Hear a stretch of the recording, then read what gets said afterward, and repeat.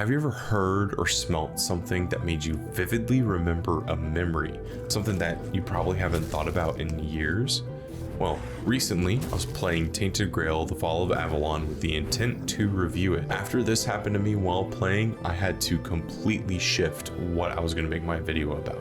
So today I'm going to be talking about associative memories and how sometimes games can be a catalyst for these memories. Please remember this first part will be a little important later. Tainted Grail is a single player RPG akin to Skyrim in aesthetic and gameplay. And this game encourages you to take it slow, talk to each NPC, and learn about the world in ways that you wouldn't normally do so in other games. And I haven't experienced game pacing and that encouragement to explore like this in a long time. And the atmosphere and gameplay of Tainted Grail was what's called a sensory trigger, and it gave me that associative memory that I completely forgot. And I'll get more into what's called sensory triggers in a moment, but Tainted Grail sets the stage with well done voice acting, very interesting storytelling, and engaging combat that makes you plan every single move. You start playing this game, and the next thing you know, you've only talked to NPCs and it's 2 a.m. Now, some of the animations can be clunky at times, but as this video said, sometimes the best games are kind of bad. And following on that, everyone's favorite game, Skyrim, which when released was clunky, it had some bugs, and it wasn't very visually impressive, a little bad in the classic Bethesda style. Despite this, the game itself was amazing and holds mountains of nostalgia for people, proving this statement that the best games are indeed kind of bad. If you were to play Skyrim today, its age and truncated technology in that engine do show. And Tainted Grail, The Fall of Avalon holds a very similar energy with the occasional choppy animations, static NPCs, and goofy ragdoll mechanics. In experiencing these things in a game that I haven't played before, it reminded me of things I hadn't thought about in years.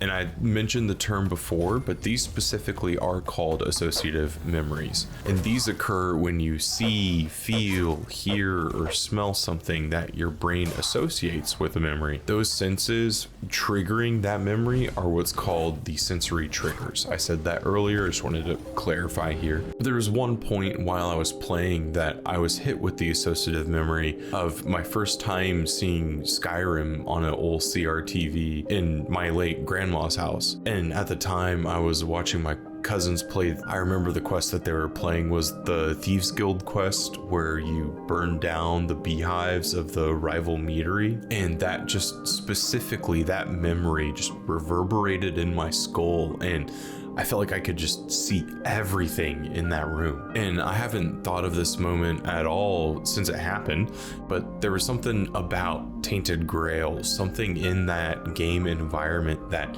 brought it about, and it was evocative. I remember details about a place I had spent so much time in as a child that were totally lost to time. And I could go and play Skyrim right now, and I would have never remembered the colors of that room or how the shag carpet felt between my toes.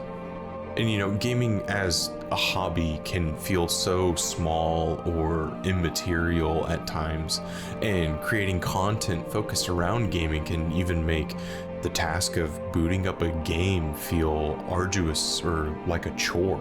But it was this moment while playing the game that it reminded me that taking a step back from what you're doing in the game and just admiring the landscape, reading a book, or even burning beehives, none of these things are small, immaterial, or just an escape. It's a form of art that you're consuming and memories that you're making that just get lost sometimes. And I'm not saying that everything you experience gaming needs to be remembered. And honestly, sometimes it's good to forget, because sometimes it can be maybe a rougher association or really just not worth remembering.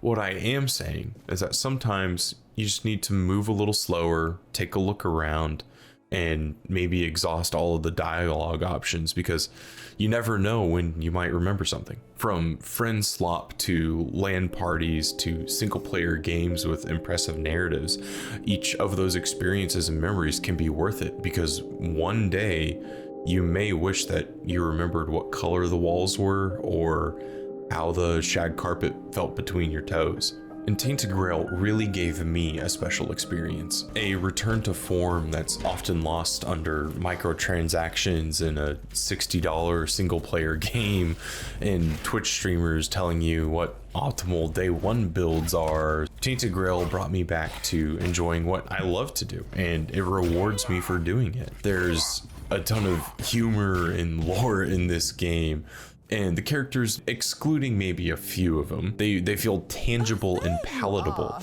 I feel driven to help those my character would help, and I feel driven to ask each NPC every single question.